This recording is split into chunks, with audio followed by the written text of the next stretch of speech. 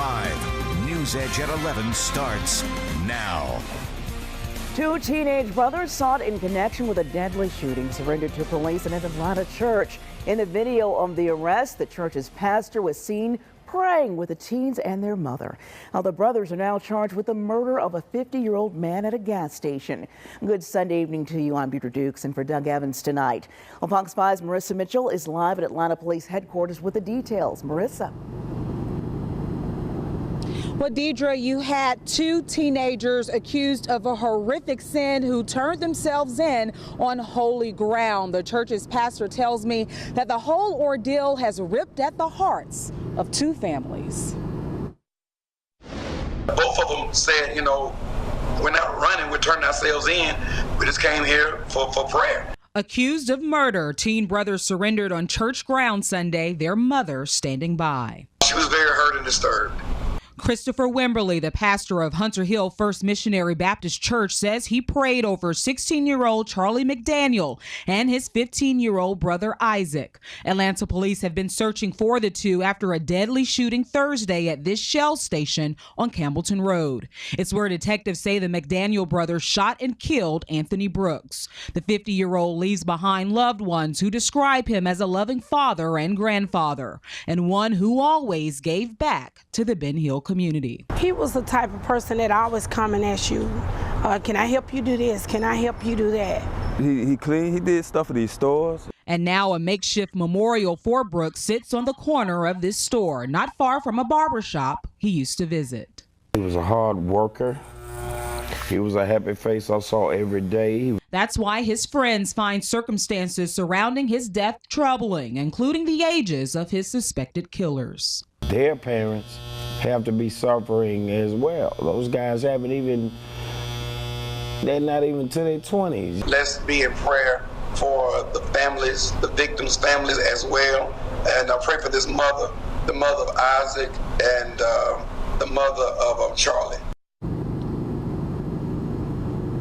I spoke with Brooks' mother this evening, and she tells me even though she is deeply saddened by her son's death, she is thankful that the community that he gave so much to is now giving back to her and her family during this difficult time. That's the latest at APD headquarters. Marissa Mitchell, Fox 5 News.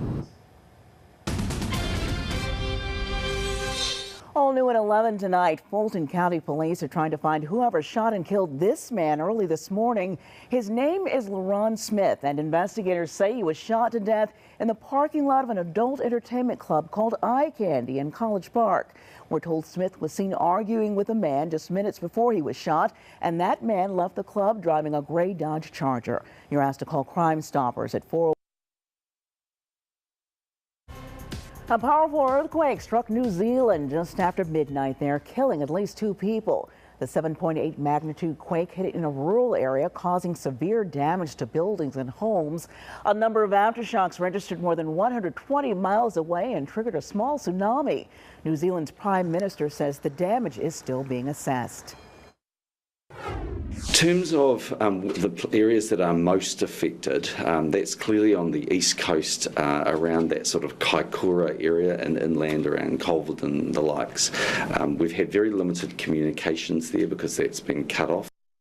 Emergency officials urged people on the coast to move to higher ground, but hours after the quake hit, tsunami warnings were downgraded. Today, France marked 1 year since the Paris attacks with a series of somber events. They included a silent tour of the sites where 130 people were killed by Islamic extremists. Fox's Garrett Tenney has the story. For a lot of folks in Paris, it feels like it was only yesterday that these horrific terrorist attacks devastated the city, the country, and most of the Western world. Today, French President Francois Hollande visited the sites across the city where ISIS terrorists carried out their attacks 1 year ago. 130 people were killed in a series of highly coordinated attacks targeting bars, restaurants, music venues, and a sports stadium. This morning, at each location, survivors and family members of the victims stood in silence as the names of those who lost their lives were recited and looked on as Hollande laid wreaths and unveiled plaques to honor those who lost their lives. For some of the survivors, returning for the first time brought back the horrors of that night. The most terrible was when there was some exchange between the terrorists and the police. There were some of the bullets went into the wall, and I was just on the other side of the wall. Today's ceremonies follow last night's reopening of the Bataclan Concert Hall, which was the bloodiest and longest of the Paris attacks. Tickets for the reopening quickly sold out, and British pop legend Sting opened his performance with a moment of silence. Even a year later, France remains under a state of emergency. Des armes. Donc oui, nous allons vivre encore sans doute pendant quelques mois avec cet état d'urgence, et surtout nous allons vivre avec cette menace. J'espère qu'elle va progressivement diminuer.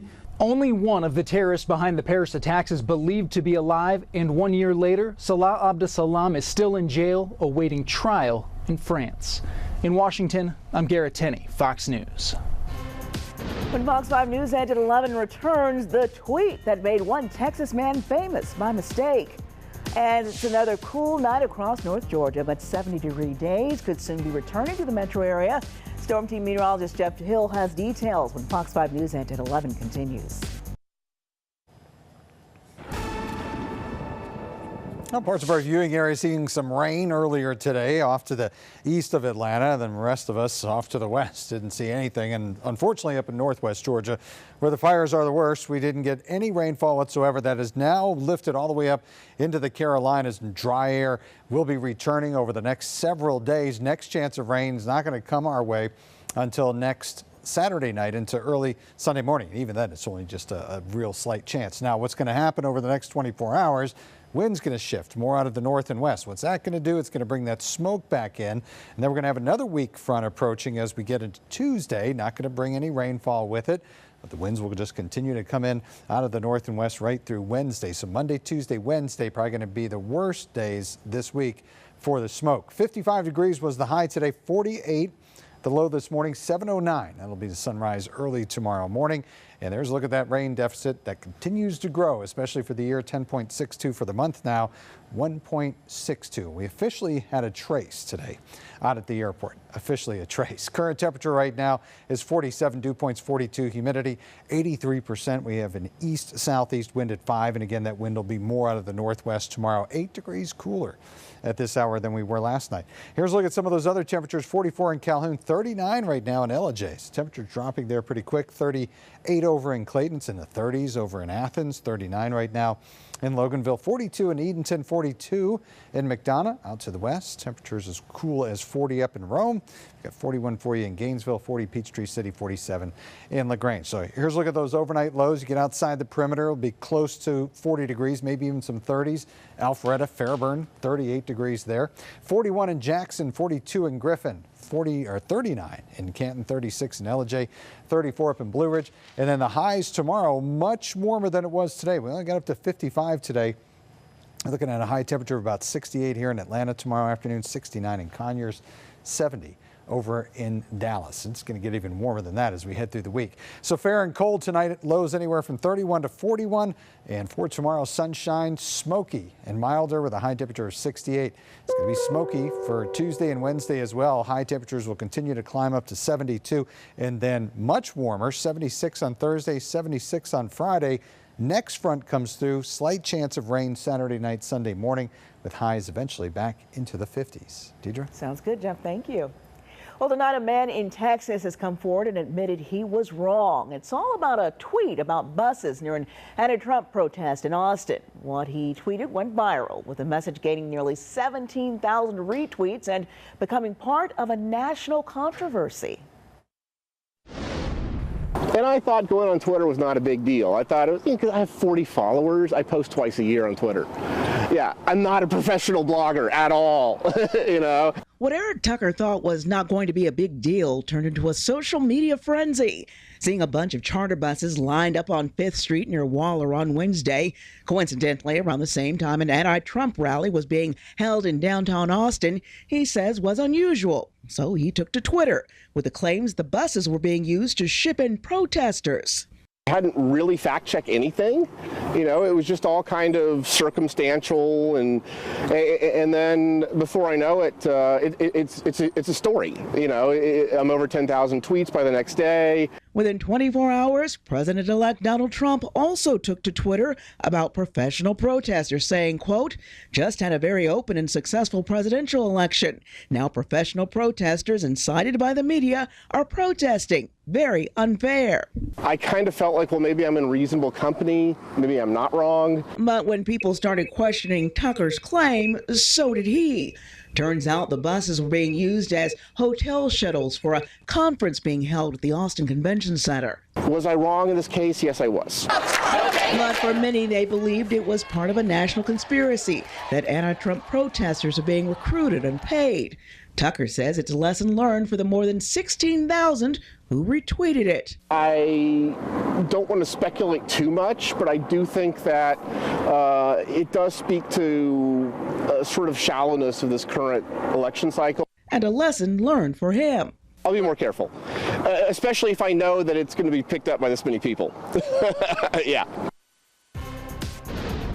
Well, the Falcons' new deep threat had a huge touchdown today, but it wasn't enough. We'll have highlights of the Falcons and Eagles next in sports.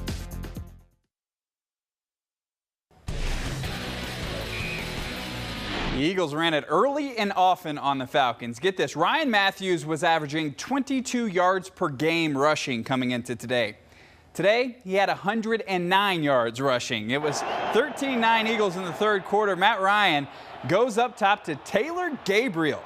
He gets it. Nobody going to catch him. 76-yard touchdown. That put the Falcons on top, but the Eagles and their rushing attack answered. Here you go. Ryan Matthews, 5-yard touchdown here. He'd also convert the two-point conversion, so the Eagles would go up 6. So it's Matty Ice time, right? Well, on a potential go-ahead drive, Julio Jones just plain drops a pass. He was wide open, too. You never see that. It was a costly third down, so they'd punt, but they would get one more chance. And this one falls, too. The Eagles win it 24-15. Falcons fall to 6-4 heading into their bye week. Thought they outdid us in all the phases, offensively, defensively, in the return game, which we knew that was going to be a big part of it as well. We certainly had our opportunities today, and that's what can get us feeling the disappointment that we have when we didn't nail it. Panthers and Saints both lost in the NFC South, but the Tampa Bay Bucks, well, they were hosting the Bears down in Tampa, and Jay Cutler, he was in a giving mood. Threw interceptions on 2 of Chicago's first 3 drives. This one returned for a touchdown. And Jameis Winston has an incredible play here. Leonard Floyd from Georgia couldn't get him. Everybody missed him. Bucks climb within a game and a half the Falcons as they beat the Bears 36-10. Deidre? And that will do it for us. Thank you for joining us for News Edge Sunday. Georgia Gang coming up next. You can stay connected to Fox 5 around the clock by liking our Fox 5 Atlanta Facebook page, following us on Twitter at Fox 5 Atlanta, and subscribing to our Fox 5 Atlanta YouTube channel. Do be sure to wake up with Good Day Atlanta starting at 4:30 a.m. Have a good night.